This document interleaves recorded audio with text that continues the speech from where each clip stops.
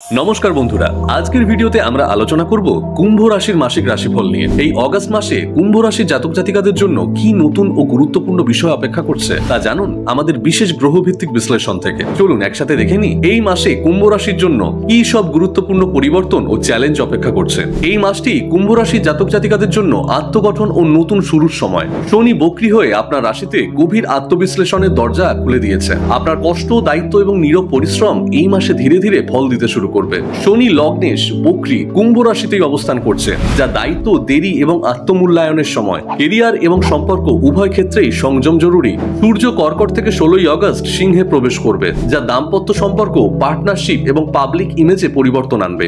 বুধ বক্রী কর্কটে অবস্থান করছে, যা চুক্তি, কথাবার্তা বা ঋণ নিয়ে বিভ্রান্তির সৃষ্টি করতে পারে। মঙ্গল তৃতীয় ঘরে অর্থাৎ মেষ রাশিতে অবস্থান করছে, যা আত্মবিশ্বাস বাড়াবে, তবে রাগ বা কথা কাটাকাটি শুরু হতে পারে।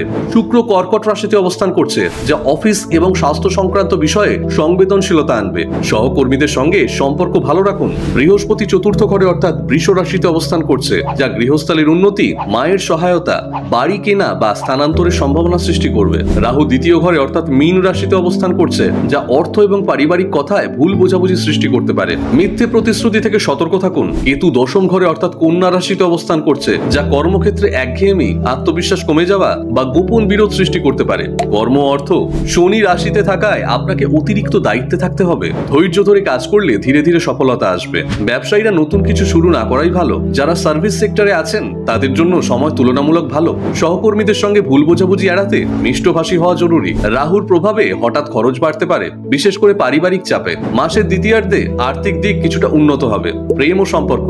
সূর্য সপ্তম ঘরে আসায় দাম্পত্য জীবনে গম্ভীর আলোচনা হতে পারে। সময় দিন, না হলে মনোমালিন্য হতে পারে। অবিবাহিতদের জন্য সম্পর্ক তৈরি হলেও সন্দেহ বা দূরত্ব আসতে পারে। পরিবারের সদস্যদের সঙ্গে ইগো না বাড়িয়ে নম্রভাবে কথা বললে পরিস্থিতি সহজ হবে। মা অথবা শ্বশুর বাড়ির কারো স্বাস্থ্য নিয়ে দুশ্চিন্তা বাড়তে পারে। স্বাস্থ্য ও মানসিক অবস্থা। কেতুর প্রভাবে হঠাৎ অস্থিরতা, রক্তচাপ সমস্যা অথবা স্নায়বিক সমস্যা বাড়তে পারে। মঙ্গল তৃতীয় ঘরে থাকায় শরীরে শক্তি ও উদ্যম থাকবে, তবে মাথা ঠান্ডা রাখতে হবে। ধ্যান, প্রার্থনা ও একাকিত্বে কিছু সময় কাটানো মানসিক শান্তি দেবে। পেট ও দাঁতের সমস্যা দেখা দিতে পারে, চিকিৎসা নিতে দেরি করবেন না। জ্যোতিষ প্রতিকার ও টিপস। প্রতি শনিবার ওম নীলাঞ্জনম সমাভাসং রবিপুত্রম জমাগ্রজম এই শনি মন্ত্র জপ করুন। শনিবার প্রতিকার হিসেবে কালো তিল ও সরষের তেল দান করুন।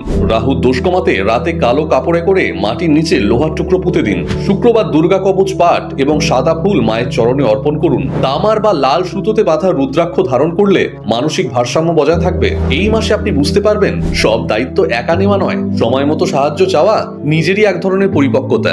নেতৃত্ব নেওয়ার সঙ্গে সঙ্গে নম্রতাও আপনাকে আরো বড় করে তুলবে।